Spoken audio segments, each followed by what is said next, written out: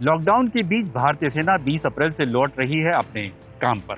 नमस्कार, मैं हूं नीरज राजपूत और आज एबीपी अनकट में बात करेंगे कोरोना वायरस के बीच भारतीय सेना की चुनौतियों की।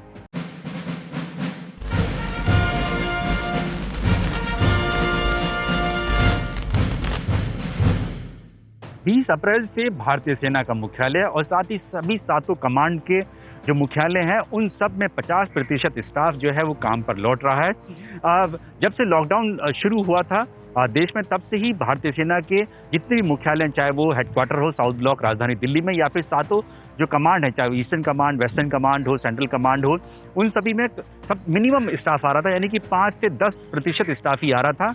इन सब में अधिकारी और जो जेसीओ और एनसीओ रैंक के जो अधिकारी हैं सिर्फ 5 से 10% आ रहे थे और बाकी सब अपने वर्क फ्रॉम होम कर रहे थे।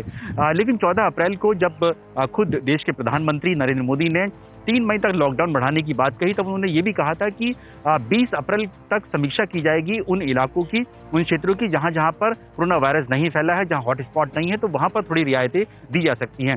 उसी के मद्देनजर भारतीय सेना ने भी समीक्षा की और ये पाया कि 20 अप्रैल से जो कमांड मुख्यालय हैं और साथ ही जो हेडक्वार्टर है राजधानी दिल्ली में सेना मुख्यालय है, वहां पर 50% जो स्टाफ है, वो अधिकारी, सैन्य अधिकारी, जेसी और एनसी, वो वापस काम पर आ सकते हैं इस कोरोना वायरस के बीच में भी, और बाकी जो अधिकारी होंगे वो अपने घर से ही, यानी कि वर्क फ्रॉम होम करेंगे। भारतीय सेना के मुताबिक ये जो फैसला लिया गया है, ये समीक्षा करने के बाद पाया गया है कि कोरोना वायरस कितना प्रभाव जो है भारतीय सेना पर पड़ा है।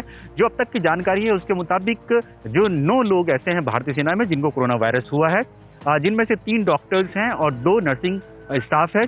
जबकि जो पहला केस हुआ था भारतीय सेना को, जो कि लद्दाख में एक सैनिक को कोरोना वायरस पॉजिटिव पाया गया था, वो पूरी तरह से ठीक हो गया है।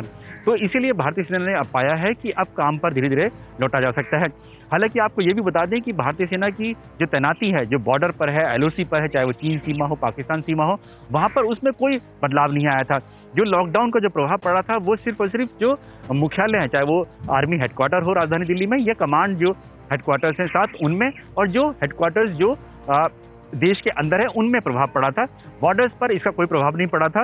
वहां पर जो सैनिक थे वो सोशल डिस्टेंसिंग जरूर मेंटेन कर रहे थे, लेकिन वो अपनी जो ड्यूटीज हैं वो पहले की तरह ही कर रहे थे। चाहे वो एलसी की बात हो या फिर चाइना बॉर्डर की बात हो या पूरे पाकिस्तान बॉर्डर की बात हो, वहां पर भारतीय सैनिक जो है वो पहले से ही तैनात थे।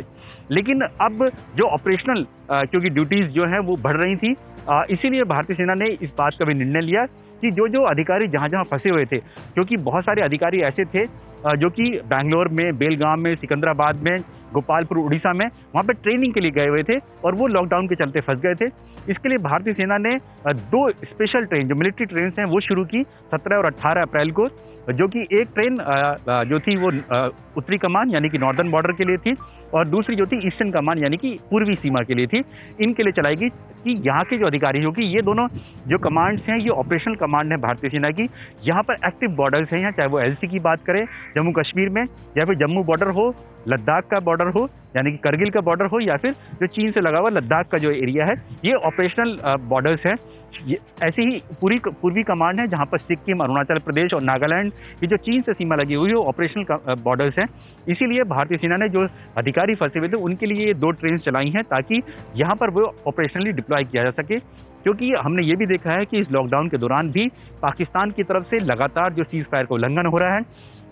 जब पूरी दुनिया कोरोना वायरस से लड़ रही है, तब पाकिस्तान की तरफ से आतंकवाद जो है वो फैलाया जा रहा है, आतंकवाद जो है भारत की तरफ भेजा जा रहा है, यानी कि आतंकियों को बॉर्डर क्रॉस करके भेजा जा रहा है, एलओसी पार करवाई जा रही है। खुद केरन सेक्टर में 5 घुसपैठियों को मार गिराया था भारतीय सेना ने, लेकिन इस ऑपरेशन में भारतीय सेना की स्पेशल फोर्स से 5 कमांडोज भी मारे गए थे। इसीलिए इस बात का निर्णय लिया गया कि जो जो अधिकारी अभी फंसे हुए हैं, क्योंकि ये एक्टिव बॉर्डर्स हैं, यहाँ पर एक बार फिर से ऑपरेशनल डिप्लॉयमेंट करी जानी चाहिए। इसके लिए ही ये ट्रेन चलाई गई हैं। ये ट्रेन जो अधिकारी ट्रेनिंग के लिए गए हुए थे वो जाएंगे। बाकी के लिए जो न्यू मूवमेंट का जो ऑर्डर है वो 3 मई तक वैसे ही लागू रहेगा जैसे कि पहले लागू किया गया था, क्योंकि 3 मई तक लॉकडाउन पूरे देश में है। तो भारतीय सेना की भी मूवमेंट होंगी वो रुकी रहेंगी। हालांकि भारतीय सेना ने यह भी कहा है कि भारतीय रेल के साथ मिलकर अगले आने वाले कुछ हफ्तों में कुछ स्पेशल ट्रेन चलाई जाएंगी, क्योंकि अभी भी जो सैनिक जो छुट्टी पर गए हुए थे वो लंबी छुट्टी पर अब उनकी छुट्टी कंटिन्यू करी गई है। छुट्टी अगर किसी की खत्म भी हो रही थी उनको कहा गया था कि वो अपने घर पर ही रहें। तो इसलिए भी जरूरी है कि अब भारतीय सेना कोशिश कर रही है कि ट्रेन चलाई जाए और सैनिकों को जो छुट्टी से या फिर और भी जहां पर डिप्लॉयमेंट करना है वो किया जा सकता है। लेकिन मूवमेंट जो है वो यूनिट्स का वो अभी रुका रहेगा। जो यूनिट जहां पर हैं वो वहीं पे रहेंगी। वो 3 मई तक पूरी तरह से लॉकडाउन को फॉलो करेंगी और कोशिश यही रहेगी कि कोरोना वायरस किसी भी तरह से भारतीय सेना में ना फैल पाए, क्योंकि भारतीय नौसेना में हमने देखा कि मुंबई स्थित जो INS आंग्रे जो स्टेशन है वहां पर कोरोना वायरस फैल गया है। एक साथ 26 जो नौसैनिक हैं एक स्टेशन में उनको कोरोना वायरस से पीड़ित पाए गए हैं, पॉजिटिव पाए गए हैं। लेकिन भारतीय जो थल सेना है उसकी कोशिश यह है कि किसी भी तरह से कोरोना वायरस किसी भी यूनिट में इस तरह से बड़े पैमाने पर ना फैल पाए। ये है ABP न्यूज, आपको रखे आगे।